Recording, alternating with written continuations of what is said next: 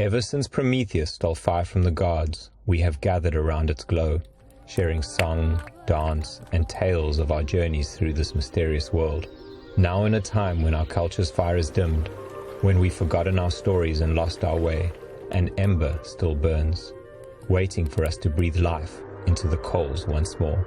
The ember invites us to remember our mythopoetic inheritance, to reawaken a living culture rooted in reverence as we tend the quiet flame that still glows beneath the ashes of modern life. Welcome to the Ember. Our first guest is Dr. Brian Stafford, once an esteemed professor and endowed chair in psychiatry and pediatrics. Brian left the world of academic medicine to help others rediscover their deeper, more soulful lives. Today he serves as a guide, board member, and training director of the Wild Mind training program at the renowned Animas Valley Institute. He also teaches at the incredible Pacifica Graduate Institute, where he directs the psychedelics and depth psychology programs. Brian is an avid outdoorsman, writer, and mentor who blends humor, compassion, and fierce insight to help people rewild their lives, dissolving what no longer serves them to make way for the life their soul intended. Welcome to the Ember, Brian. Yeah, thank you. It's a pleasure to be here. So, a great way to set the scene and to create a tone, a sense of place, to open up our imaginations is to share a poem. So I'm going to start this conversation. Perfect. I was hoping you would. A poem. Yeah. This poem that I'm going to share is best shared actually around a campfire, where you can hear the brush burning and you can smell the essence of the wood, and you can hear the flames licking the night sky under a blanket of endless stars that keep us in awe and terror. Yeah. So that's what I invite us to imagine as I share this poem. When Lawrence van der Post one night in the Kalahari Desert told the Bushmen he couldn't hear the stars singing, they didn't believe him. They looked at him, half smiling. They examined his face to see whether he was joking or deceiving them. Then two of those small men who plant nothing, who have almost nothing to hunt, who live on almost nothing, and with no one but themselves, led him away from the crackling thorn-scrubbed fire and stood with him under the night sky and listened. One of them whispered, "Do you not hear them now?" And Van der Post listened, not wanting to disbelieve, but had to answer, no. They walked him slowly, like a sick man, to the small dim circle of firelight, and told him they were terribly sorry, and he felt even sorrier for himself and blamed his ancestors for their strange loss of hearing, which was his loss now.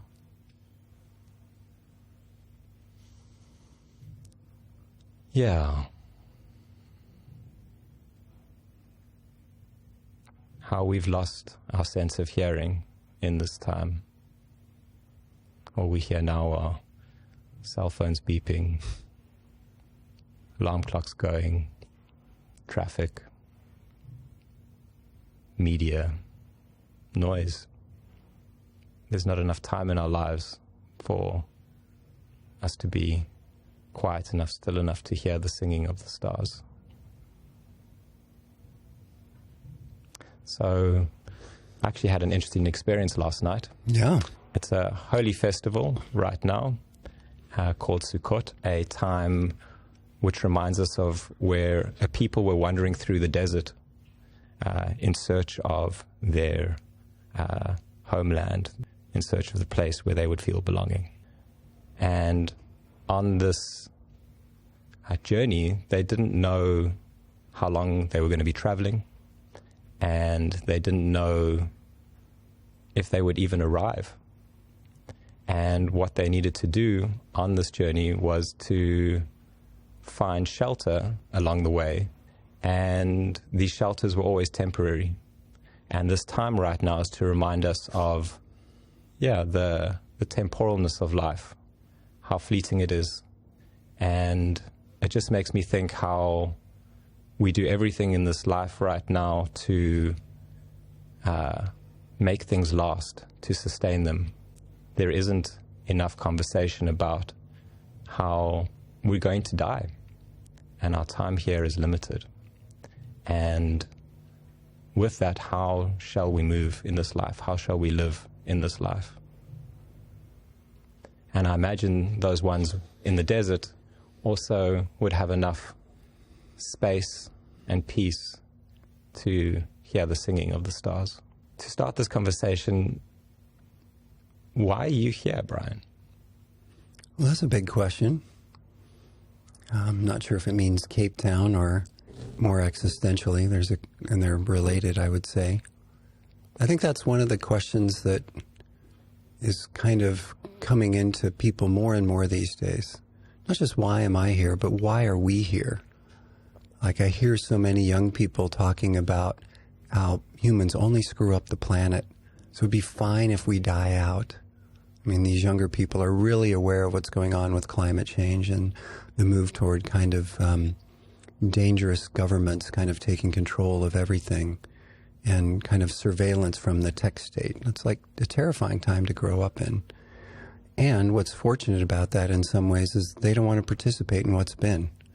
And they're asking these questions a lot earlier than most of us did. Most of us, I'll just use my age range, I'm kind of early Gen X, we're still following the one where there was a particular paradigm of what it meant to be a human, which post-World War II in the United States where I grew up was like, well, get a degree. Because if you get a degree, then you can get a job.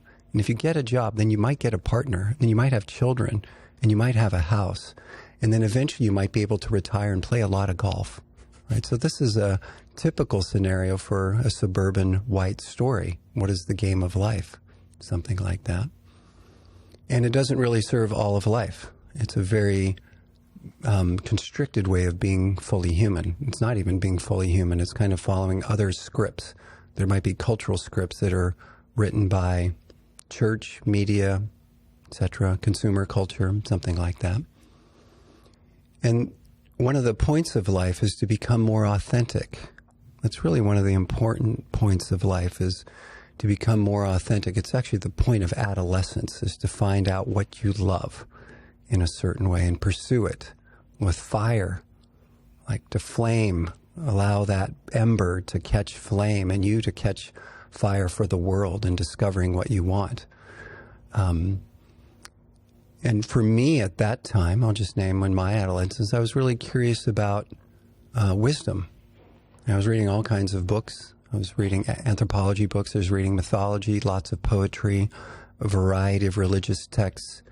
I was also really interested in science. Like, well, what is actually the world from an objective standpoint? How is it possible that all these things are here in biology? And so I was really interested in this. And I was also really interested in story. Like story. I was an English major too. So I was really fascinated by what is each of our unique story and what's the human story and what's the cosmic story and how does that influence where we are right now. So I was on fire for the world and learning, and I chose, or the profession of child psychiatry in particular kind of chose me because it helped me blend all of those kind of things. The story of who we're becoming, the science of it, kind of the spirituality of maybe the human, which really had been lost from psychiatry for a long time. So I pursued that, and I pursued it with vigor, and I loved it. I actually came here to Cape Town in 2001 to work in Kailicha with a program with my mentor at that time, Dr. Astrid Berg, working with HIV moms and their babies, seeing what good can psychiatry offer the world, if anything. And it helps people function in a dysfunctional society is one of the conclusions I came to about that profession. It's very helpful to many people, but it doesn't really transform much. And coming to that realization and pursuing all the different things I did in academics, which was teaching and research and clinical work and systems building, supporting young, mostly impoverished families, I got to a point in life where I was pretty successful from the world standard, and I loved it. I was back home in Colorado doing this. And there came a point where it was like, oh, I think this is coming to an end. And I was kind of shocked because what I thought I was here to do was to do all those things I talked about, have a family, have a wife, children, house, cars, insurance, vacations, a good career where you're actually serving others. But then all of a sudden it began to dry up. The fire went out in a certain way. And to be honest with you, right after I got this very kind of prestigious position, a voice in the middle of the night said, "You're done." And I woke up in a panic. I was kind of half asleep, half awake. And I knew it was like, this is the voice of God, mystery. I wasn't really a religious person then. I was very spiritual, but not religious. And I didn't know what to make of it. But I knew that something was coming to end and like the adventure of life would begin, something like that. But I also knew that the way that I understood why I was here had also ended. I had pursued enough of what I thought I was to do. It's full course. It's full course, and that it was drying up. And then I didn't really know why I was here. And fortunately for me, I came across this book called Soulcraft by Bill Plotkin during this time of I was on sabbatical, kind of wondering what I'm really here to do. If it's not medicine, what am I here to do? How will I make money? How will I support my family? And I began reading this book, Soulcraft, after a short men's retreat. And by page 10, I just remember feeling, if that's the way the world is, the way he described this enchanted world, where everything is suffused with meaning and purpose and beauty, and like everything can speak to each other, including our dreams, that's the world I want to live in. It wasn't the world I had created. It was a world I maybe had hoped would always be there.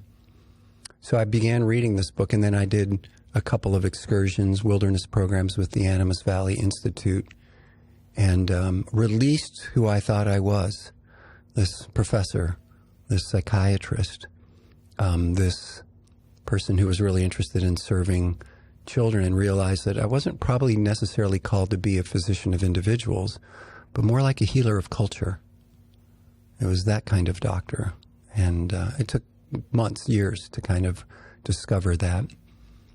And it came from really going wild in a certain way of kind of throwing off a lot of the indoctrination that I had received from church, from biological psychiatry, from Western culture, which, is just, you're not aware of it because you're growing up. It's the myth of the given. You think this is the way the world is, and you're acculturated that way. And the more I got into this work and became more in contact with wild nature and particular states of consciousness, I realized I was living a life that was far too small and no longer authentic. But it had to be lived in order to get to this place, something like that. And during that period of months and years... your pilgrimage through the desert. My pilgrimage through the desert, wondering, would I see a burning bush? Would I hear, I am who I am? These kinds of spectacular, kind of mystical states of consciousness. I had many experiences of mystical states of consciousness. I might share one or two. Is that okay? Yeah, that'll be great. Yeah. And also just to pause there is, we're bringing in all of this biblical imagery, but there's something so alluring and mystifying about these stories that have really captured the world's imagination in so many ways. There's some part of us, I know of me personally, that longs to either witness or even better to have an experience of the sacred in this way. And there's something deep in us that draws and pulls us towards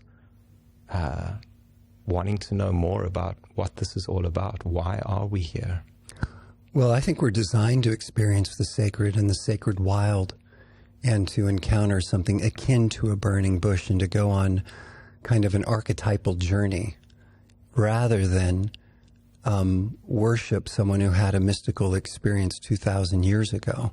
We're actually designed to go on that same journey, and the different hierarchical powers of be or of institutions of church and religion often keep us from it because the pastors, priests maybe have not experienced it. And it's more about believing in a particular creed or particular pattern of belief system or particular rituals that are authentic maybe for a people, but lose a bit of their juice. We all want to experience this sacred wild. And that's also what I'm hearing from younger people. It's like, I'm not willing just to believe in what someone older than me tells me.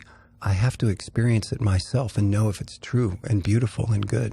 So you said a lovely word earlier. Well, it's not such a lovely word. It's a word that carries a lot of charge, which is hierarchy. Yeah. And I came across quite a astoundingly magnificent word the other day called synarchy. And synarchy is the opposite of hierarchy. Love it. And there isn't one central dominating force that then all others fall under, but it's how we work in symbiosis, I guess, in synergy, and how there is a decentralized organization amongst us. Perhaps that's in some ways how other cultures used to live in a different time. Oh, I'm sure that is. And it also is how ecosystems work, right? One of the challenges, and this will go into my story, is that man thinks it's better than the rest of the world, has power over it, right? Early in the scriptures, man shall have dominion.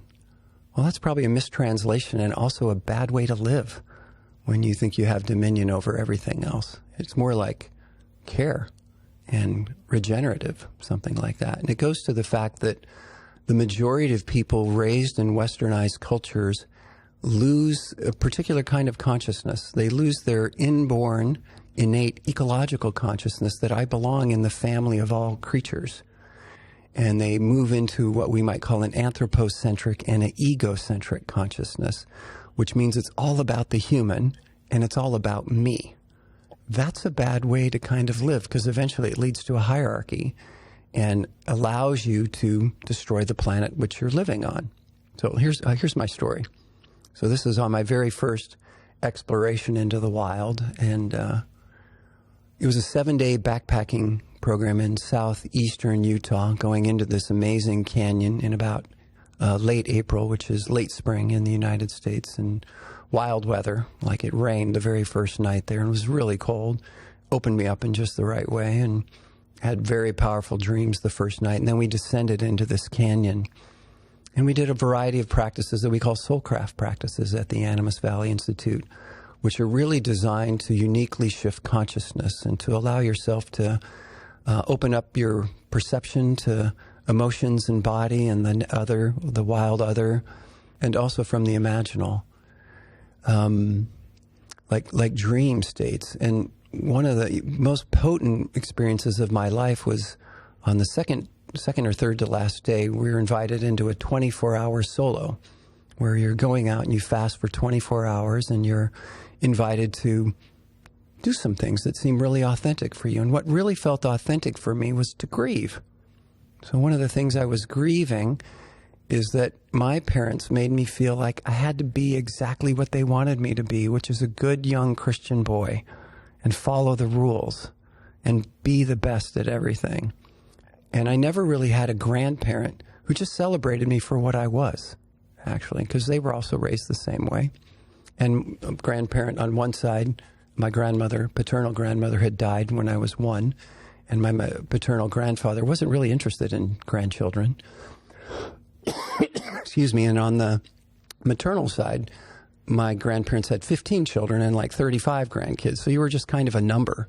So I never really had an older person just treasure me for who I was. So that's a bit of the backstory. And so when I went out to this wash in this kind of high desert canyon, the first kind of being I came across was this beautiful tree. This beautiful tree, ancient tree. And I knew he was a grandfather, actually. He was like the grandfather of the canyon. And I asked him, "Grandfather, can I climb up in your lap?" So I climbed up in the tree into his lap. And I said, "Can you just hold me and love me for who I am?" Right? So I'm already altered a little bit here, and I'm participating in a way I never would have in the psychiatry department, obviously, or even at home. But there was the way that these different practices open you up. It makes it possible, and it's a leap of faith in a certain way of like, oh, let me step into this and see what happens. And for that day, I felt totally treasured by this grandfather Juniper, who he was. It was really powerful and incredibly healing.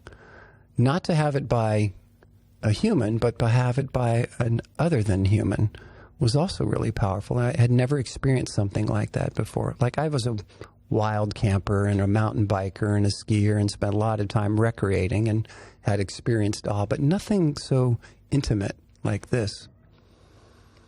And then after that day was done, I decided to climb down the tree and sleep there under these stars. And I kind of woke up. I wasn't sure if I was awake or dreaming, but it was probably in the middle of the night, and right near me, where the dry riverbed was, there was an indigenous woman. And I looked at her and I was like, they haven't been here for 700 years. This is where they used to live. But they also died out in this place because of drought and maybe overuse of resources. And I just stared at her. I just stared at her like, what's happening? And she looked at me directly with such tender eyes. She said, "Welcome home, Brian." I burst into tears.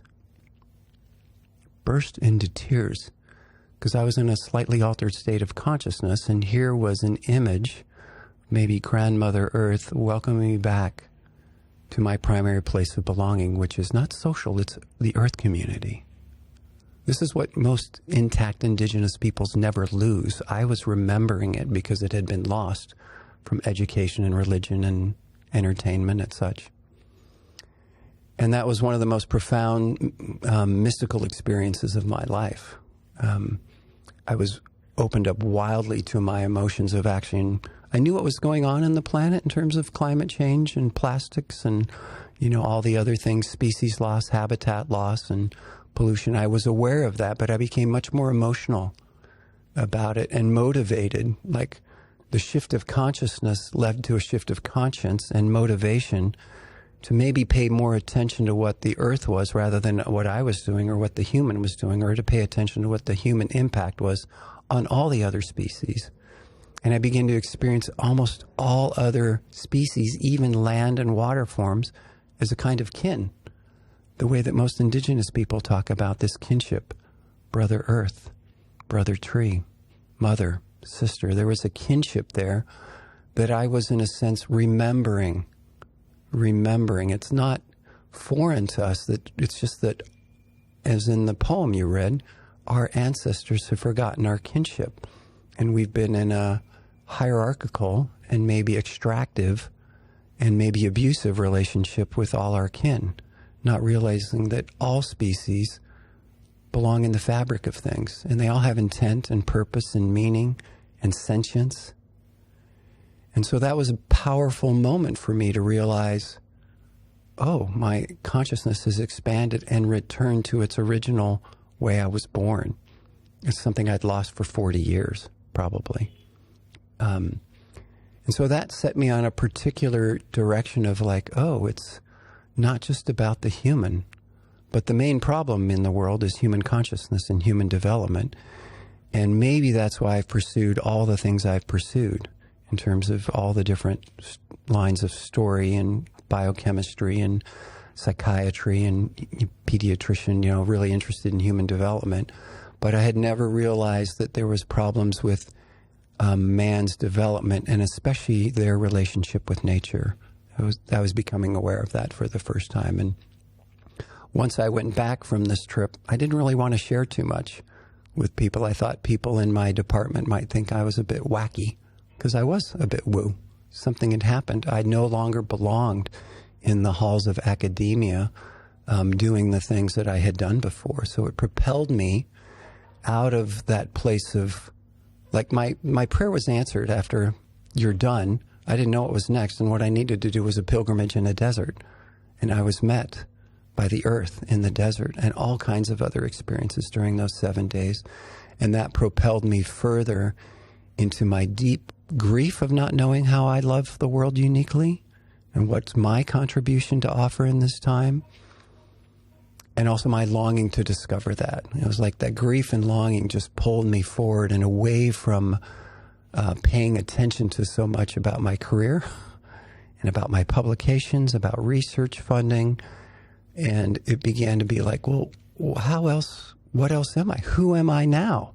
To go to the original question, who am I? I didn't really know.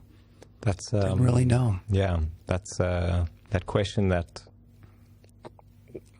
we don't think to ask, maybe in such a clear way. Yeah. And to really follow that question to its depths is a way to return, to find our way back into a different way of being in the world, to the one that we've been accustomed to, indoctrinated into. Yeah. I'm just curious to know, what are the different ways that people can find their way towards having experiences like this that can shift them in ways, remind them in ways, give them that sense of belonging that we're all aching for in some way. This it's a big theme in my life, this idea of belonging.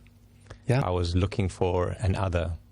I was looking for a woman who I could feel like I belonged to her, and I was hoping that she would belong to me. Sure.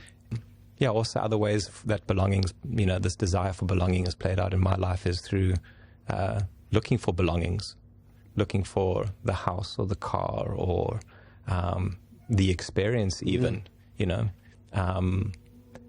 going on endless workshops. Sure. If I have enough of them, then I will feel some sense of belonging. Sure. Yeah, I get so it's tricky territory, this concept of belonging. But, we met on an Animas Valley Institute program, which you ran a couple years ago.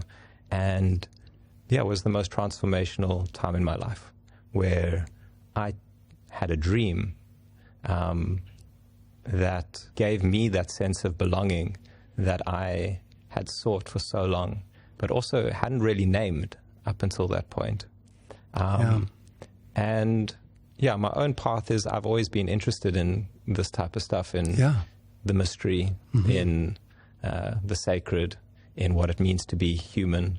And that's helped me hold into a thread that's kind of brought me to where I am now.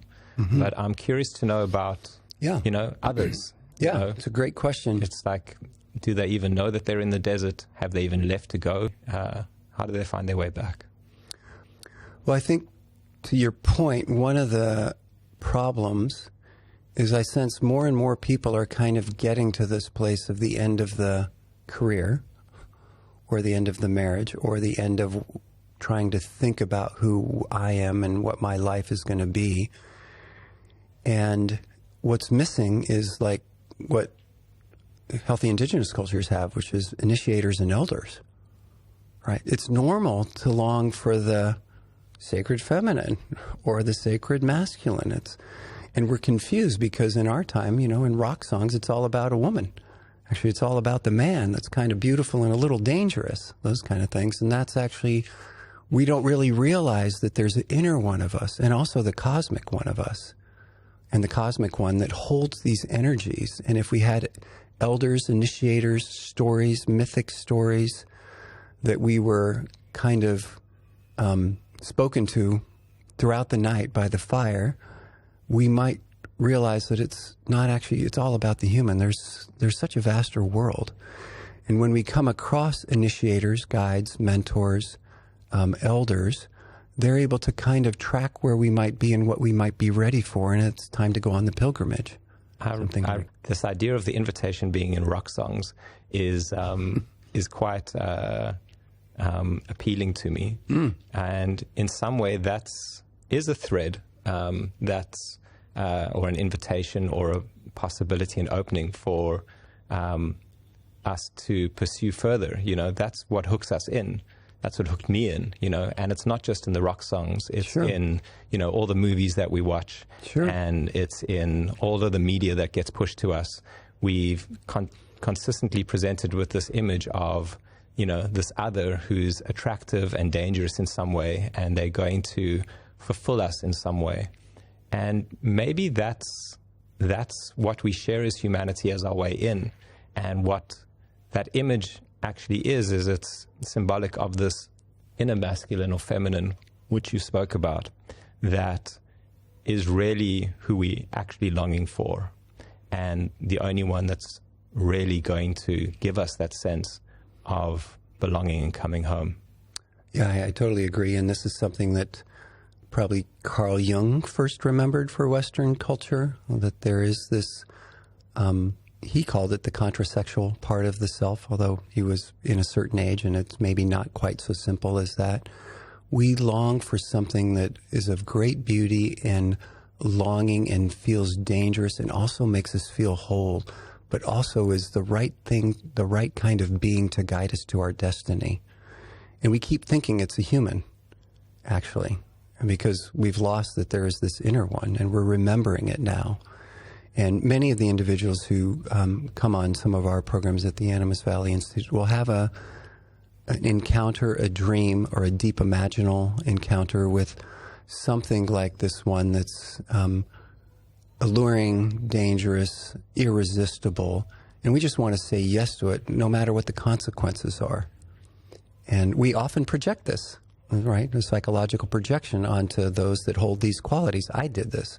When I was 21, I met this young woman who in about half a second, I knew she was the one I should spend the rest of my life with. Yeah, I met her before as well. Yeah, I was like, oh, it's her. Well, I pursued her for a couple of years. She wasn't quite convinced about that for me, and fortunately so, because I couldn't really see for who she was. I could just see her for what I needed her to be, because I hadn't encountered this quality and image within myself. And then fast forward 20 years later, I had another dream of a very kind of alluring, dangerous woman. And at the end of the dream, a voice, thankfully, said, again, this is how God speaks to me, or mystery, said, "This is your anima." And I woke up going, oh, now I understand it. I had been projecting this inner quality of myself on particular kind of women that had particular qualities, because the image of the feminine within me is kind of like that.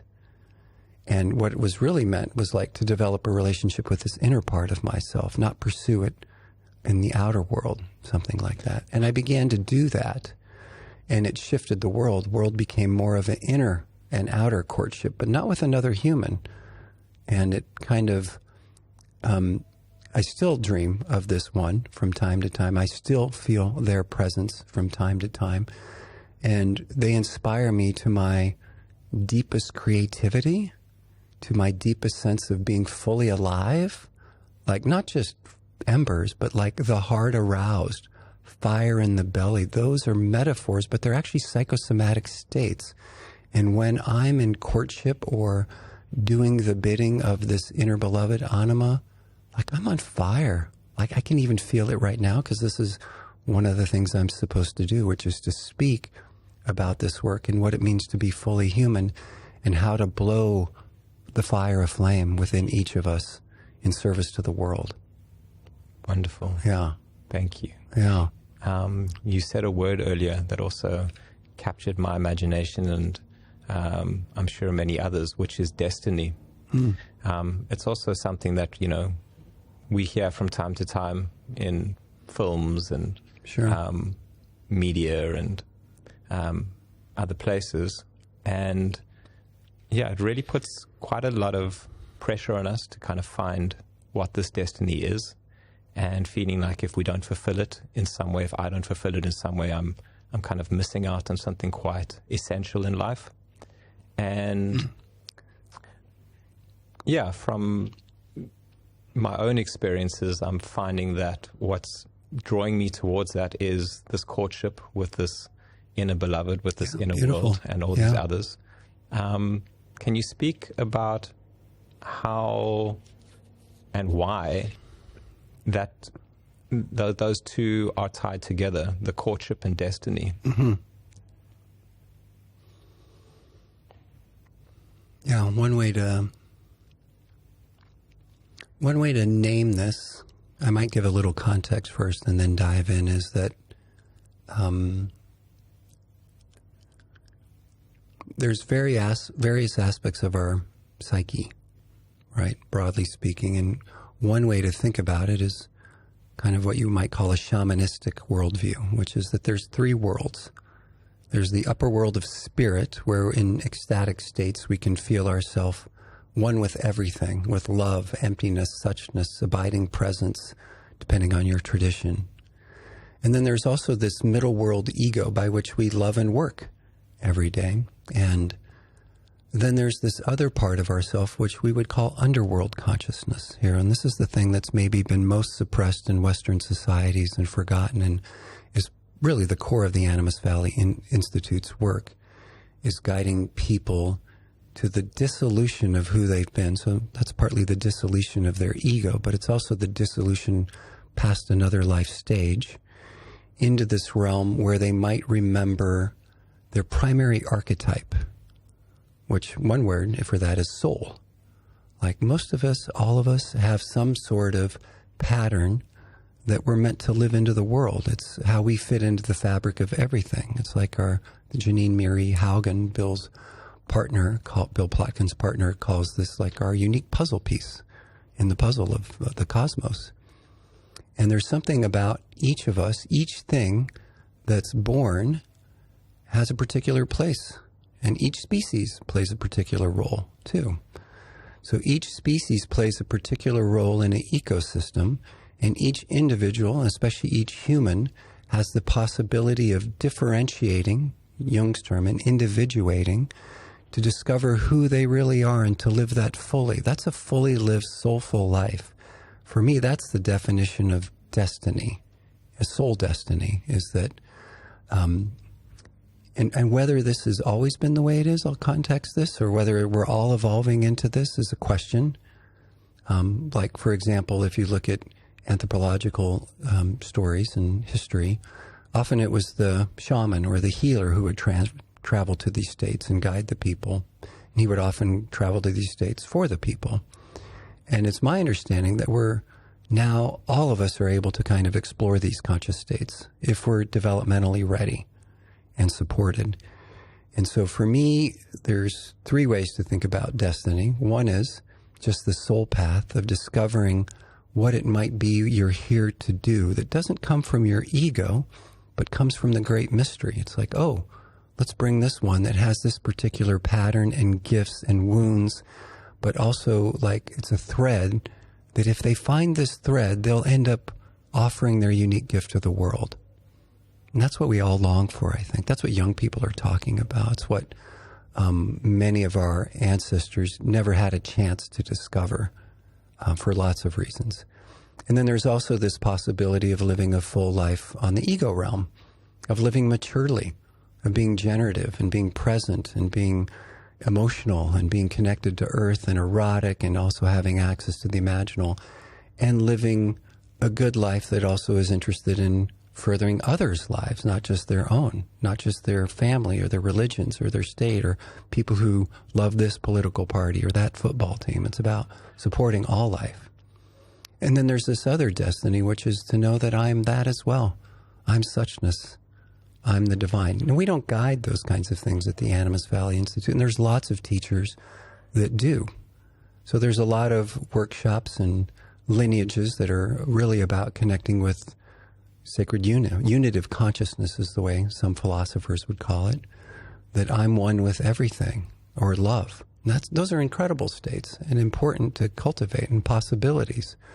And then there's a lot of people doing good work on how to live a good life. And what we're up to at the Animas Valley Institute, and maybe several other mystery kind of schools and other people focused towards goal, is reconnecting, maturing the human ego, and then severing from who we think we are and discovering or remembering what's the mythic core of us, and then finding a way to kind of deliver that into the world. And Angeles Arian, who is a Basque kind of teacher, has this phrase. It's like, after that, it's like, how do you live the mystical path with practical feet? Because the mystical is the mystical, right? Many people have experienced psychedelic states or holotropic breathwork states or states of great shift of consciousness. And that's a state, but how do we make it a stage of consciousness? How do we integrate or embody that forward, knowing that it continues, the way you continue to offer yourself to the Word also changes developmentally. So that's some of the things that Bill Plotkin, especially in the guides at Animas, have kind of discovered, is that there are these really interesting developmental stages that have been forgotten in Western culture, which is why it often feels like many adults, especially in politics or religion, are adolescents. And that's not who you really want to lead the world, especially in a time of great cultural crisis and a great time of climate crisis. You want elders, and there aren't very many. Several elders recently passed, and I would call them true elders. One of them is Joanna Macy, who was certainly a teacher of Bill's, and we learned a lot from her. And she has this unique concept of the great turning and the great unraveling and the business as usual story. And you can hear those things occurring in culture, where in our country, United States, my country, it's like, make America great again. That's the business as usual story. Let's just keep doing what we did before. We don't have to do anything different. It's about extracting from the earth, keeping white male privilege alive. It's not a good story, but that's what's happening in the United States. Then you can also hear this other story that she's talking about is the great unraveling, because that's also happening at the same time. And that's often what you read about in the news, or what you can feel every day as you doom scroll through social media. It's like, the world is falling apart. You know it's falling apart. Not just the social world, but the ecological world. And very rarely do we hear that there's something else happening, which is the great turning story, which is this movement that doesn't have much press, to be honest with you, but is happening with millions of people across the planet that are helping shift consciousness and create new structures and new social situations and new protecting all things that are wild and innocent, that leads toward the new story, which is not about what we would call this former techno-industrial growth society. It's about how do we support regenerative culture and protect all life, not just our species, but all species. So that's happening at the same time. And my sense, Joanna, passed about a month ago, a great elder. And we should all look to her for her wisdom in her writings and the people who are doing her work. And the other one was Jane Goodall, actually.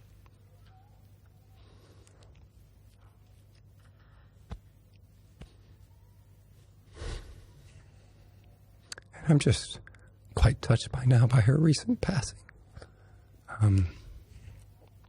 Partly because I've read everything she's written, because I'm writing about her story in the Gombe about when she had her eco-mystical experiences. Hopefully will come in my book in the next couple of years, which is a moment of grace where she realized that she too is connected to everything and that life is mostly eco-spiritual. And if we can connect with that first, we keep going in our development, and then we discover what is uniquely ours to do the world, which is not about necessarily science, but sharing that maybe everything has sentience, maybe everything deserves a space on this planet. And as you've seen from her life the past 10, 15 years, it's about letting other people know that we should all move in this movement. It's a global movement now. It might even be spurred by her death, sadly and wonderfully, because more people are becoming aware of the magnificence of a life fully lived. She found what she was here to do and why she was here. And at first it was like really discovering, what are these chimps? Are they just numbers? Do they have personalities? Do they have consciousness? And then sharing that against the kind of masculine patriarchal science organization that thought she was ridiculous at that time. And then having these own mystical experiences of herself, and then realizing that, well, the chimps might disappear from the planet. I got to speak up about that. So that's a wonderful life lived, too. And I think people are being touched by these women and these losses and what they see every day. And so for me, these two women lived a destiny.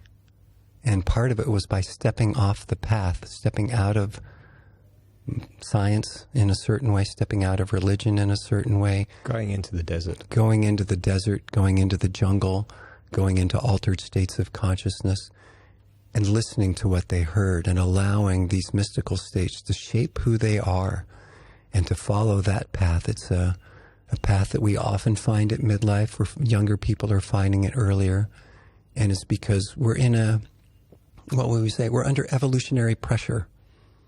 Right, we're in a unique time that if we don't get our act together, this long dark of social collapse and ecological collapse, it's possible our species might not be here actually, in 100 years or so.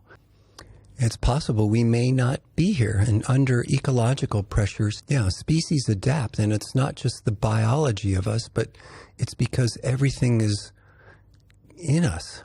Our destiny, our mythic destiny, our imaginal capacity. We can imagine a future mostly by offering ourselves to the mystery, like, can you show us the way forward? We can't think our way into the future and survive. We have to kind of offer ourselves empty, filled with longing and grief for what we and our species has done to our planet and to our people, and say, I'm willing to trust a wisdom greater than my own. So what does that look like, Brian? Because some people get pushed out into the desert where you had that voice that came to you and said, it's over. Yeah. And others don't have that type of guidance. Sure. Many people don't. Yeah. So you've brought in this wonderful idea of longing, which you've spoken about, and maybe that's a pathway into the desert. What are some of the pathways that those who feel allured by what you've shared can find their way into the desert, into this lost way of being? I think one of the most important things is to try and live and attempt to live wildly as authentic as possible. That is almost one of the keys. And that's a tricky thing because often when we're young, we have to adapt to our social circumstances to find pathways, defenses that aren't wildly authentic, but help us survive and get through it. And one of the ways we talk about, and this is something we train people to help guide people into wild authenticity, is that often we choose a path of conformist because it's easier. We just do what others are doing, and we trust what guidance counselors or pastors or priests or parents or other people have done. And it's not about our unique curiosities, our unique passions, something like that. And then there's others that might be following the path of just being against everything. We call that the rebel. I'm just going to be against what is because I don't know what I'm for, but I know what I'm against. That's maybe a healthier adaptation, but not fully healthy. And then there's the other ones who kind of are still struggling with the way they've been victimized, something like that. And so part of it is to heal ourselves enough, And the other thing we're learning at Animas is to open what we call our windows of knowing, to be fully present in our senses, and to also get to experience our emotions. This is important for men especially, to experience our emotions and know where they live in our bodies, to have full connection to the earth. So how do we find our way back into these states of being? Reconnecting with our emotions, allowing our emotions. Yeah, I think there's steps. Finding what's authentic for ourselves. Yeah. What's one or two first steps that someone could take? Well, one could sign up for an Animas program for certain. There's other people doing something similar to us, but I think healing trauma is really important because often trauma limits our ability to be authentic and to live whole because we're preoccupied or taking so much energy to kind of keep whatever event or events happened so that our psyche, our ego's kind of fragmented. So that's really important, and finding ways to find healthy ways to treat trauma and culturally appropriate ways. Can I mention something here that, we're in South Africa. We're on a continent that's been wildly traumatized for the past, 150 years, something like that.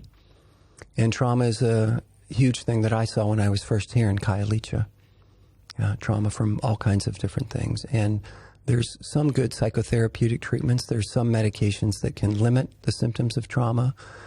But there's also other ways to kind of fully heal trauma and to return to wholeness. And we're hoping to bring a particular kind of psychotherapy here, which involves a medicine which is currently illegal in most countries, through this organization called the Multidisciplinary Association for Psychedelic Science. And so I've found some magnificent people here in academics and public service and other places where we're going to bring this treatment and train therapists and psychiatrists and sangomas and other people to be able to offer this kind of medicine and therapy that combines together, hopefully in the wild, so that you can heal yourself. So that's the important thing, is if you're traumatized, is to find someone who can help you, whether it's a psychiatrist or a spiritual practitioner or a Sangoma, something like that. And if you're not in trauma, but you're just curious?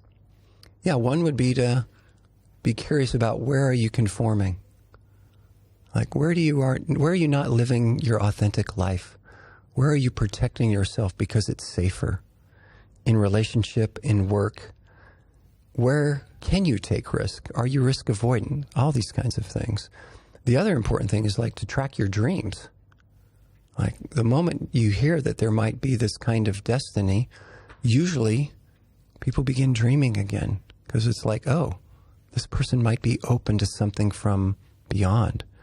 And to listen to that dream, to write it down, to speak it out loud, and maybe find someone who can help you not analyze it, but help you undo yourself. Those are good ways. Going for a long walk in the semi-wild place where it's safe, asking the bigger questions. What am I really here to do? What's ending for me? What's stalking me? What have I always longed to do but been afraid to move toward? Those kinds of questions are really important ones to hold.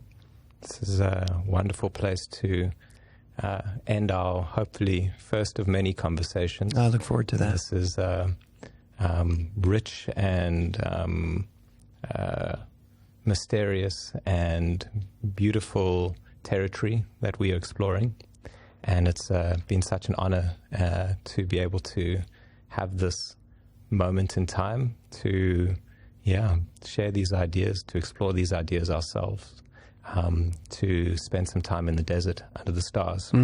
And I've got a little confession to make, and that is that I read half that poem. That's right. So I'm going to finish this first episode with the last half of this poem. It's a great way to break up that poem, because there really are two parts to it. Yeah. So bringing yourself back to the beginning around a campfire under the stars, hearing the crackle, feeling the loss of not being able to hear the stars sing. On some clear night, when nearby houses have turned off their visions, when the traffic dwindles, when through streets are between sirens and the jets overhead, are between crossings, when the wind is hanging fire in the fir trees, and the long-eared owl in the neighboring grove, between calls is regarding his own darkness, I look at the stars again as I first did, to school myself in the names of constellations, and remember my first sense of their terrible distance. I can still hear what I thought, at the edge of silence where the inside jokes of my heartbeat, my arterial traffic, the sea above high sea of my inner ear, myself, tunelessly humming, but now I know what they are, my fair share of the music of the spheres, and clusters of ripening stars, of the songs from the throats of the old gods, still tending ever tone-deaf creatures through their exiles in the desert. Yeah, thank you for sharing that poem by David Wagner. Beautiful. Thank you. Thank you, everybody, for joining us for our first conversation, our first campfire story around the Ember, around this sacred fire that we've kept burning over the ages.